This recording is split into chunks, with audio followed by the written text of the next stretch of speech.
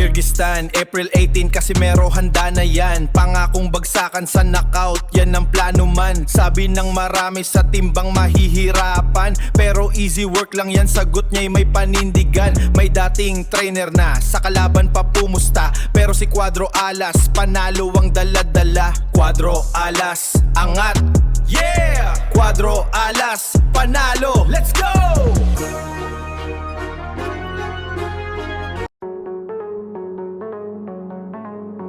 Sa gitna ng puspusang pagsasanay para sa itinakda ng mega fight sa April 18, 2026, nagbigay na ng malagang update ang 3-division world champion na si John Ariel Cuadro Alas Casimero sa isang eksklusibong panayam ni Coach Jason. Hininga ng pahayag ang pambato ng Pilipinas tungkol sa kanyang nararamdaman habang papalapit ang enkwentro kay Luis Pantera Nery. Hindi nakalimot si Casimero na kilalanin ang pinagmula ng kanyang lakas bago ang anumang usaping teknikal sa boxing. Una sa lahat, nagpapasalamat siya sa Panginoon dahil binigyan siya ng lakas. Ang Panginoon ang naging gabay niya sa bawat ensayo at sa bawat pagsubok na pinagdaanan. Sinabi ito ni Casimero na sobrang puno ng determinasyon sa mukha.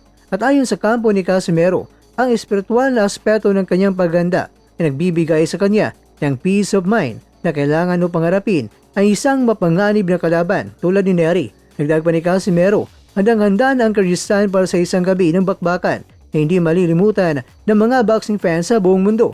Sa ikalawang bahagi ng panayam, diretsang tinanong ni Coach Jason si John Ariel kung ano ang kanyang may papangako sa kanyang mga taga-suporta na nag-aabang sa Kyrgyzstan at sa Pilipinas. Walang gatol na sumagot si Cuadro Alas na isang pangako na nagpagulantang sa mga boxing fans.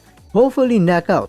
Ito ang matapang na prediksyon ni Casimero at ayon sa kanya, hindi siya pupunta sa Kyrgyzstan para lang manalo sa puntos, kundi para tapusin ang laban bago pa umabot sa huling round. Sa lahat ng mga fans niya sa Kyrgyzstan, kita-kita raw sila doon.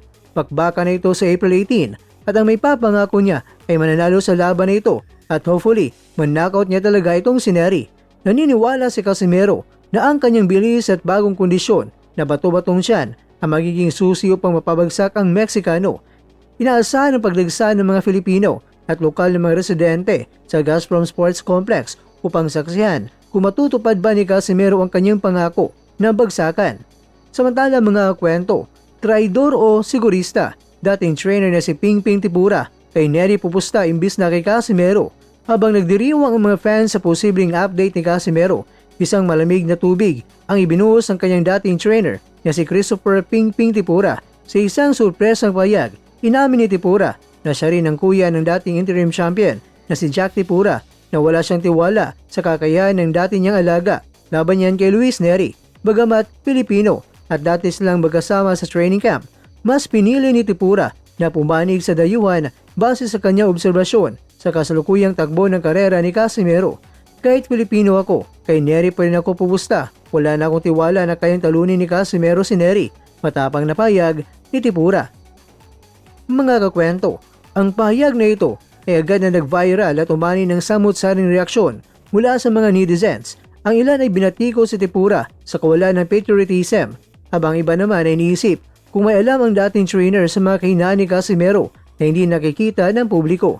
Sa kabila ng parang betrayal na ito mula sa isang dating kasamahan, nananatiling tahimik at nakafocus si Casimero sa kanyang misyon. Ang patunayan sa April 18 na mali ang lahat ng nagdududa sa kanyang kakayahan. Nangako na siya na ang laban talaga ay bagsakan.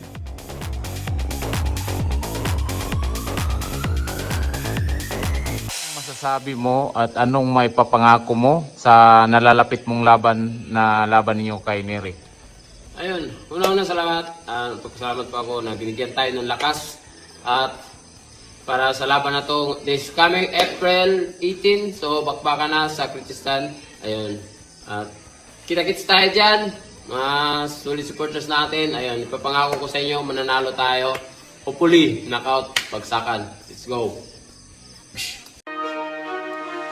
Kyrgyzstan, April 18, Casimero handa na yan. Pangakong bagsakan sa knockout, yan ang plano man. Sabi ng marami sa timbang mahihirapan, pero easy work lang yan, sagot niya'y may panindigan. May dating trainer na, sa kalaban pa pumusta, pero si Cuadro Alas, panalo ang dala-dala. Cuadro Alas, angat, yeah! Cuadro Alas, panalo, let's go!